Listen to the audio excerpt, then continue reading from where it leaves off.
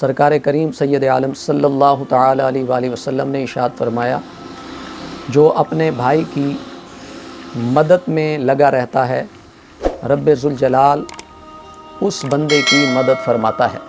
اگر کوئی بندہ اللہ کی رضا کے لیے کسی مومن کی تکلیف کو دور کرتا ہے، اللہ کریم اس بندے کی تکلیف کو دور کرتا ہے۔ ایک تکلیف وہ ہے جسے ہم پوری کوشش کر لیں اپنی ذات سے دور نہیں کر سکتے، لیکن اسی تکلیف کو اگر رب ذوالجلال دور کرنا چاہے گا تو یہ رب ذوالجلال کی حکمت ہے کہ اس کے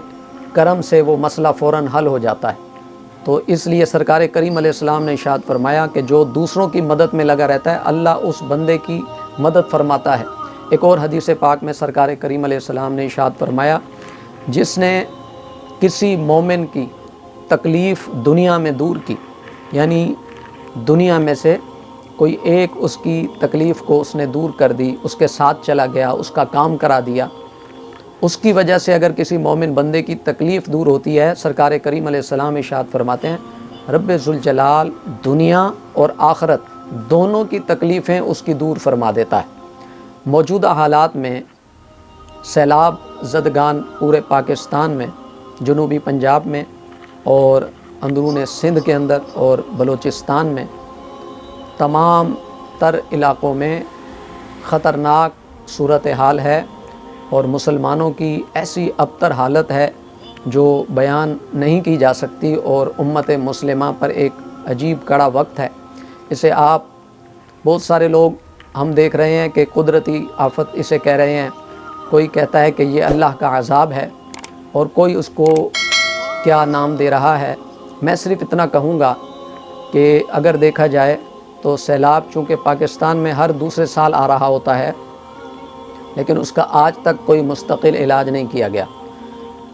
گزشتہ 70 سالوں سے 75 سالوں سے بار بار سیلاب آ رہا ہے،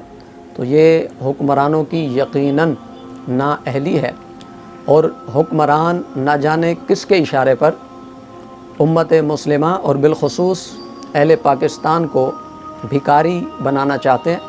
ہر دفعہ انہیں امداد کی مد میں اربوں روپے اعلان کیے جاتے ہیں، ملتے ہیں یا نہیں۔ سب سے پہلے تو میں سلام پیش کرتا ہوں ان لوگوں کو جو اپنے مسلمان بھائیوں کی مدد کے لیے فوراً نکلتے ہیں، بالخصوص اہل کراچی کو، اور بالعموم پاکستان کے تمام جتنے بھی بڑے شہر ہیں ان سے یقیناً، اور کراچی بالخصوص پاکستان کا واحد شہر ہے جہاں سے سب سے زیادہ سیلاب متاثرین کی مدد کی جا رہی ہے، اور یہ لوگ کروڑوں کی تعداد میں وہاں مدد پہنچا رہے ہیں، اربوں کے حساب سے مدد پہنچ رہی ہے، حکومت کی طرف سے بھی اعلان ہے۔ لیکن اگر سارے مل کر ایک مستقل حل آئندہ سال کے لیے تلاش کریں، ڈیم بنوائے جائیں۔ ایک گھر میں بھی اگر چھت لیک ہوتی ہے تو گھر والوں کو پتہ ہوتا ہے، تو اگلی بارش سے پہلے اس چھت کی مرمت کی جاتی ہے، لیکن ہمارے ہاں یہ حکومتی نااہلی ہے اور مجرمانہ غفلت ہے کہ ہر سال ہزاروں جانیں ضائع ہو جاتی ہیں۔ ابھی آپ دیکھیں کہ جتنے بھی دریا ہیں ان کے جو بند ہیں اور گیٹ ہیں، وہاں سینکڑوں لاشیں ابھی بھی موجود ہیں جو دکھائی نہیں جا رہی، لیکن وہاں کے لوگ بتا رہے ہیں کہ وہاں ابھی بھی لاشیں ہیں، اور آپ سب نے دیکھا ہے کہ بچوں کی تیرتی لاشیں،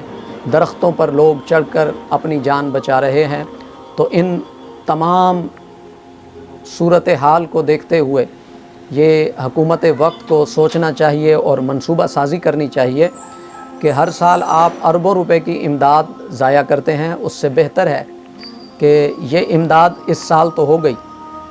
اس سے پہلے کہ آئندہ پھر سیلاب آئے اور پھر آپ اسی طرح ان کا بہانہ بنا کر پوری دنیا کے سامنے بھیک مانگتے پھریں، اور یہ بیچارے بھی لوگوں کے سامنے بھیک مانگنے کے لیے ہاتھ پھیلاتے رہیں۔ تو اس سے پہلے ڈیم بنانے چاہیے، اور حکومت کو سوچنا چاہیے کہ سیلاب کہاں سے آتا ہے اور کس جگہ بند باندھنے کی ضرورت ہے، کس جگہ خیال کرنے کی ضرورت ہے، روڈ کس طرح بنانا چاہیے، گھروں کو آگے اونچا بنانا چاہیے۔ تو ہر سال ان کو امداد کی صورت میں بھیک دینے سے بہتر ہے کہ ان کا ایک مستقل حل نکالا جائے۔ حکومت وقت صرف یہی نہیں، اس سے جو پہلے تھے وہ بھی، اور جو اب مزید آئیں گے، ان سب کو مل کر، چونکہ یہ انہی کی غفلت ہے۔ سرکار کریم علیہ السلام نے ارشاد فرمایا، جو عادل حکمران ہے، جو اپنی رعایا سے عدل کرتا ہے، ان کی مدد کرتا ہے، ان کا غم برداشت کرتا ہے، تو سرکار کریم علیہ السلام نے فرمایا قیامت والے دن جب سب لوگ حساب و کتاب میں ہوں گے، عادل حکمران جو اپنی رعایا کا خیال کرتا ہوگا وہ اللہ کے عرش کے سائے میں ہوگا۔ یعنی جب دوسرے حساب و کتاب میں ہوں گے، یہ اللہ کے عرش کے سائے میں ہوگا۔ تو اتنا بڑا درجہ ہے عادل حکمران کا، لیکن یہ اس کا ہے تو اس کا حساب بھی اتنا ہی ہوگا۔ یہ جتنے لوگ تڑپ رہے ہیں اور ان کی بد دعائیں نکل رہی ہیں، تو جو حکمران اس میں ملوث ہیں اور اختیارات ہونے کے باوجود کام نہیں کر رہے اور لوگوں کی جانیں ضائع ہوتی ہیں اور ہر سال ہوتی ہیں، تو انہیں اللہ کے عذاب سے ڈرنا چاہیے۔ اور اللہ کا عذاب جب آتا ہے تو اس کی رسی ضرور ڈھیل دیتی ہے، لیکن جب اللہ پکڑتا ہے تو اس کا سختی والا عذاب ہوتا ہے۔ اللہ تعالیٰ کے عذاب سے تمام حکمرانوں کو ڈرنا چاہیے اور فی الفور ابھی حالات میں مسلمانوں کی مدد کریں اور آئندہ کے لیے منصوبہ سازی کریں۔ بالخصوص ہماری جو پاک فوج ہے، انہیں چاہیے کہ سیاستدانوں کو اس بات پر مجبور کریں اور ان کے ساتھ مشورہ کریں تاکہ مل بیٹھ کر اس مسئلے کا ایک مستقل حل نکالا جائے۔ ہر سال سینکڑوں ہزاروں جانیں ضائع ہوتی ہیں، اربوں روپے کا نقصان ہوتا ہے، اور بدلے میں ہم صرف سیلاب متاثرین کو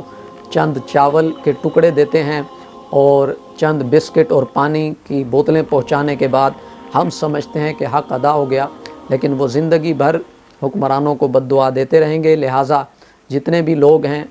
جنہیں اللہ تعالیٰ نے مال عطا فرمایا ہے، انہیں مدد بھی کرنی چاہیے اور ان کے مستقل حل کی طرف بھی ہمیں جانا چاہیے۔ تو مسلمانوں کو بالخصوص ایک دوسرے کی مدد کرنا چاہیے۔ سرکار کریم علیہ السلام کی اس حدیث کے تحت کہ حضور نے فرمایا جو دنیا میں اپنے بھائی کی مدد میں لگا رہتا ہے، اللہ تعالیٰ اس بندے کی مدد میں لگا رہتا ہے۔ تو آپ اگر آج سیلاب متاثرین کی مدد کریں گے، ان کی طرف سفر کریں گے، ان کے بچوں کے مسائل حل کریں گے، تو رب ذوالجلال آپ کے بچوں کے مسائل حل کرے گا، آپ کی مصیبتیں، آپ کی مشکلیں اللہ تعالیٰ اپنے فضل سے دور فرمائے گا۔ اللہ تعالیٰ کی بارگاہ میں دعا ہے ہم سب کو بڑھ چڑھ کر سیلاب متاثرین کی مدد کرنے کی توفیق عطا فرمائے۔ وآخر دعوانا ان الحمد للہ رب العالمین۔